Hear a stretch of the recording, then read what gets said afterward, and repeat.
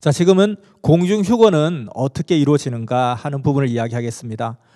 오늘날 그 대부분의 기독교인들은 메시아가 구름 타고 공중으로 다시 온다고 믿고 있습니다. 마태복음 24장 29절에서 30절 말씀을 기본으로 하죠.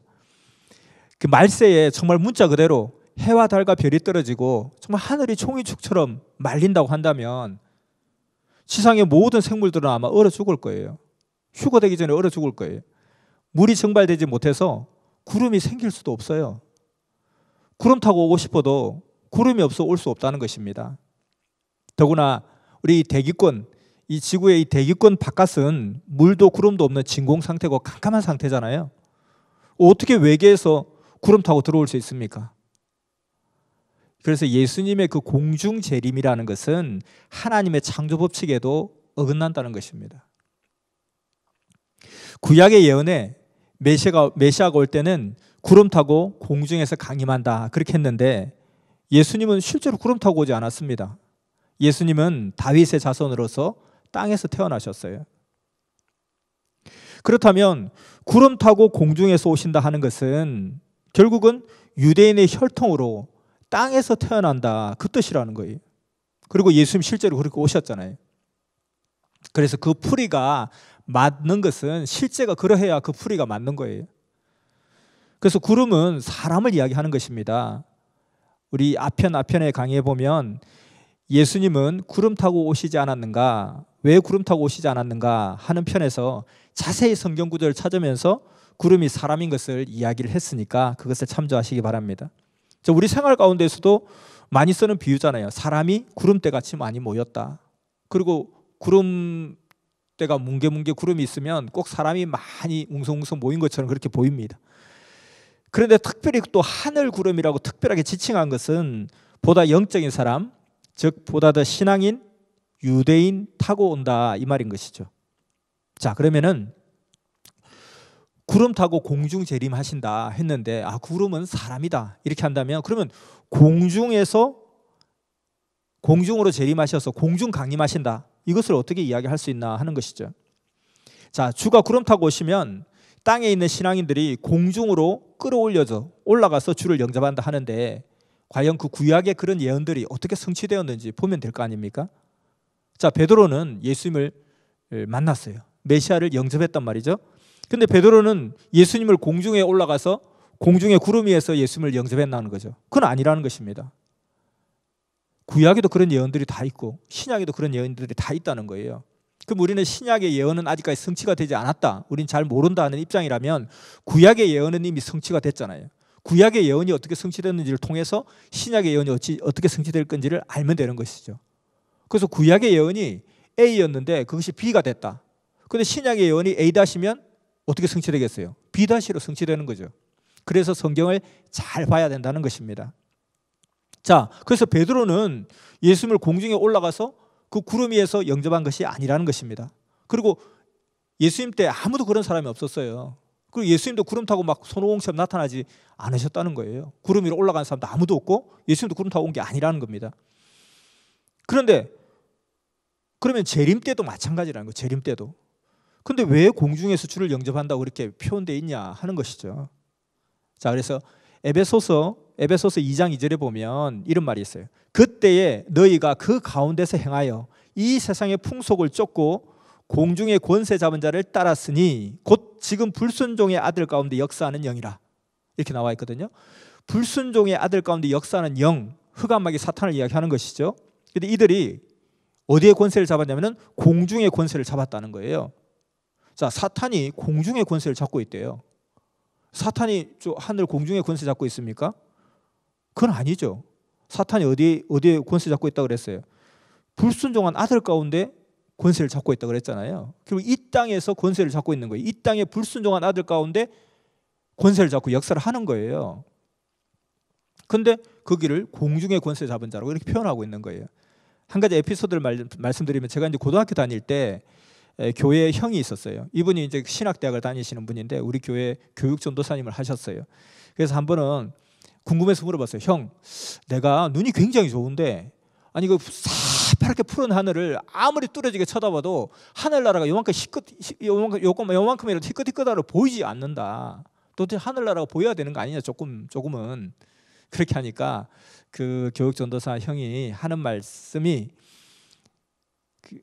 공중에 사탄이 권세를 잡고 있기 때문에 우리와 하나님 사이에, 그 하늘나라의 사이에 공중에 권세를 잡고 있기 때문에 우리가 볼 수 없어, 그렇게 이야기하는 거예요. 그래서 굉장히 그럴싸하게 들었어요. 그때는 그럴싸하다, 그럴만하다 그랬는데 그것이 아니었던 거예요. 아니 그냥 뭐 사탄이 막 그냥 하늘에 날아가는 뭐 기러기한테 막 기러기를 시험 들게 하고, 또 기러기에게 막 그냥 막 혈기를 부리게 하고 참새를 갖다가 막 미혹하고 그렇게 하는 거 아니잖아요. 결국은 이 땅에서 권세를 잡고 있는데 그 이 땅을 공중의 권세 잡았다, 이렇게 표현하고 있는 거예요. 그래서 왜 그랬을까? 계시록 12장 9절에도 이런 말이 있죠. 사탄이 하늘에서 땅으로 쫓겨와서 흑암의 권세로 이 땅의 사람들에게 지옥 세계를 만들려고 한다 그랬습니다. 사탄은 사람들 사이에서 이 땅에서 권세를 잡고 있죠. 근데 왜 공중의 권세 잡고 있다 할까? 하나님이 보시는 공중과 사람이 생각하는 공중의 개념이 다르다고 볼 수 있습니다. 욥기서 26장 7절에 보면 하나님께서 이 땅을, 이 지구를 북편 하늘에 매달았다, 이렇게 표현하고 있는 거예요. 옛날 사람들의 우주관은 이렇게 천정이 있는데 거기에다가 다 이렇게 별도 달고 달도 달고 해도 달고 우리 땅덩어리도 달아놨다는 거예요. 근데 북편 하늘에 우리 지구가 달려 있다는 거죠. 그래서 어디에 있냐? 공중에 있지, 이렇게 이야기하는 거예요. 자, 그래서 지구가 공중이라는 것입니다. 지구가 공중이라는 거예요. 자, 그래서 우리가 이게 그러면은 휴거, 즉 끌어올림을 당한다는 게 무슨 뜻일까? 자, 문자 그대로 하늘 구름 타고 공중에 강림하여서 또 우리가 구름으로 끌어올려져서 주를 만난다, 그렇게 하는데 이것을 한번 베드로에게 한번 대입을 해보겠습니다. 베드로는 예수님을 만날 때 과연 하늘로 올라가서 구름 위에서 예수님을 만난 것인가? 그게 아니라는 것입니다. 자, 보면은 이것을 성경의 세계를 통해서 한번 그림을 그려볼게요. 자, 우리가 문자 그대로의 믿음은 예수님께서 구름 타고 오시는 거예요. 구름 타고 하늘로부터 강림을 하십니다. 그러면 이 땅에 있는 사람들이 하늘로 슉 올라간다는 거예요. 이렇게 막 올라가서 이 구름 위에서 주를 영접한다. 그래서 주는 공중에서 구름 타고 강림하시고 우리 인간들은 하늘로 끌어올려서 이렇게 주를 만난다. 이것이 공중이니까 공중, 그리고 끌어올려서 들림 받는다, 휴거, 공중 휴거라는 거예요. 근데 베드로는 이렇게 되지 않았다는 거예요. 베드로는. 그럼 베드로는 어떻게 됐는가 한번 보면은, 자, 계시록 17장 15절, 계시록 17장 15절을 보면 백성과 그 다음에 열국과 그리고 무리와 방언은 음녀의 안전물이라. 음녀의 안전물. 음녀의 안전물은 어떤 물이겠어요? 타락한 물, 더러운 물, 그런 뜻이죠. 근데 이 음녀의 안전물, 더럽고 타락된 이 세계, 이 상황은 어떤 상황이냐? 백성, 모든 사람들, 열국, 모든 나라들, 무리, 모든 사회들, 방언, 모든 문화들. 결국 이것은 뭐냐면 전체를 하나로 하면은 인간 사회, 즉 인간 사회, 이 땅, 인간 사회는 음녀의 안전물과 같은 거예요. 계시록 17장 15절에 나오죠. 그런데 여기에 말라기 4장 2절에 보면, 구약의 말라기 4장 2절에 보면 의로운 해가 떠오른대요. 해는 해인데 무슨 의로운 해냐? 의로운 해. 의로운 해가 떠올라서 치료하는 광선을 바란대요. 치료하는 광선. 광선이면 그냥 광선이지 무슨 치료하는 광선이냐?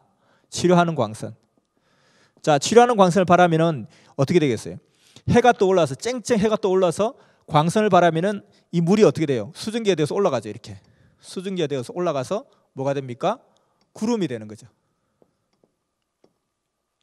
해는 해인데 의로운 해라는 것은 하나님, 메시아, 하나님의 중심물을 이야기하는 거죠. 그래서 해가 의로운 해, 뭐 큰 해, 작은 해, 부끄러운 해, 뭐 화난 해, 그런 게 있는 게 아니라 의로운 해는 바로 메시아를 상징합니다. 하나님 또는 메시아. 메시아가 와서 치료하는 광선을 바란다는 거예요. 광선은 광선, 왜 치료하는 광선일까? 더러운 물이 깨끗한 물이 되잖아요. 더러운 물이 깨끗한 물이 되게 하니까 이게 치료하는 광선이라는 거예요. 그러면은 의로운 해가 메시아라면 치료하는 광선은 뭐겠어요? 이것은 말씀을 이야기하는 거죠.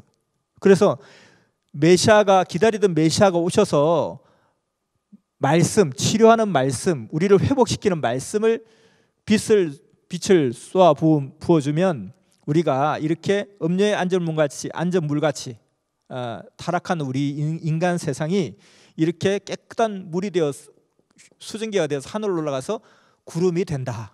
그래서 겉으로 보면 그림이 어때요? 똑같죠? 세상 끌어올려서 구름 똑같은 입장이잖아요. 그래서 이것은 문자 그대로 본 거예요. 구름을 구름으로 본 거고. 근데 구름은 여기서는 뭐죠? 깨끗한 사람들,